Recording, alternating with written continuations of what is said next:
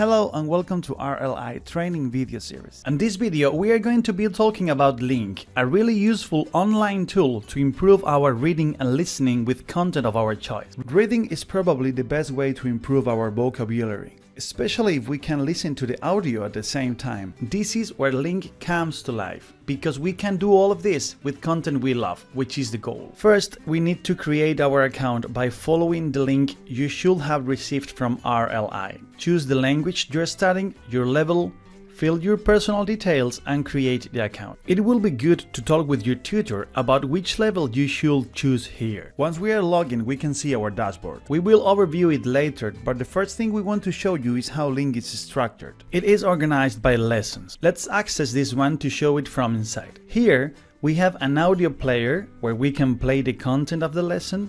We can also rewind 5 seconds, change the speed, and make it play in loop. Underneath, we can see the transcription of the audio we are listening. Let's focus on the text. Every word is blue. That means the program thinks that we don't know them. If we understand everything, we can just move forward clicking the right arrow. Coming back to the first page, we can check that every word that used to be blue has turned into white, meaning that we already know all of those words. If otherwise we don't understand a word, we just click on it to have a definition on the right part of the screen. Select one of the offered definitions or create your own one using some of the dictionaries. When you select the definition, the word will turn into yellow, and you will see this number up here increasing. You have just created a link. Links are recorded in your database, so you will encounter them in further readings, making you remind them, which is our goal. It is also possible to review links using the list, but sincerely it's not the most advisable way to do it. While the link is selected in the text, it is possible to add text to it, change the definition, enter notes about it, and change the level of difficulty to remember its meaning. Once you feel confident with it, select the last level so the word will become white, meaning you already know it. The tags feature is interesting to organize your links when you have many of them, something that happens very often. We can also select a phrase holding our click and turn into a link in the same way we have seen with single words. When selecting words, it is common to see a gray marker hovering over a sentence, including our word. It is showing us some other links that users have created previously. By clicking the gray area, we will see the list of created links. It could be interesting if you want to make use of it. Other functions are the one-line or paragraph switch, the full text if we want to have a glance of the whole thing while listening the audio, and the audio downloading option. Coming back to our main dashboard, we can spot several tabs. Library, My Lessons, where we store the lessons, Vocabulary, where we store links, and Playlist, where we can save just the audio from the chosen lessons. Let's start with Library. Here is where all the lessons are stored.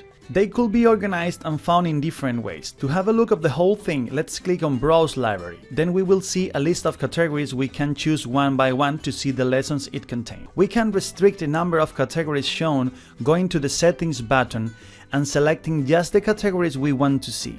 It is also possible to filter by level and directly use the search tool. In the listing, most of these are not lessons but courses or collections of lessons. If we click on one of them, we will see the available lessons within it. Each of them shows us the level, the number of links in yellow, and the number of unknown words in blue. In the 3 dots option, we can save it to My Lessons or save just the audio into our playlist. When we open any lesson, it gets automatically recorded in My Lessons. We already know how to interact with the lesson itself, so let's go back to the dashboard.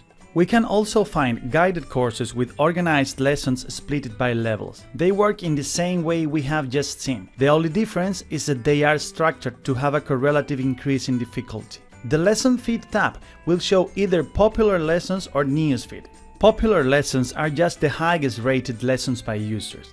The newsfeed works in a different way. It receives news from different sites and we can automatically convert them into a lesson and import it. The good thing of this feature is that we can have new updated content every day. The bad side is that it doesn't include the audio because they are automatically generated. On My Lessons tab, we have every lesson we have opened or added to the database, and in the playlist we have just the ones we have selected to save the audio.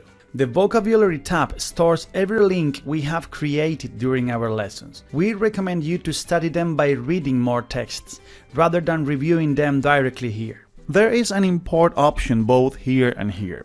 Clicking on it, we can import literally whatever we want. Lyrics, posts from social media, blog articles, etc.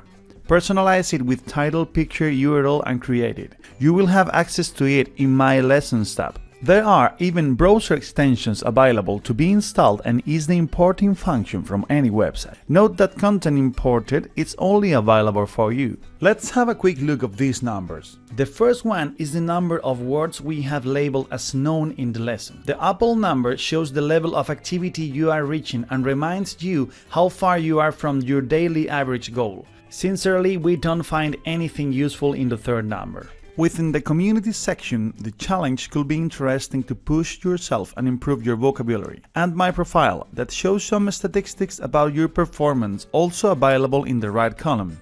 To bring LingQ on the go, you will need to download the app.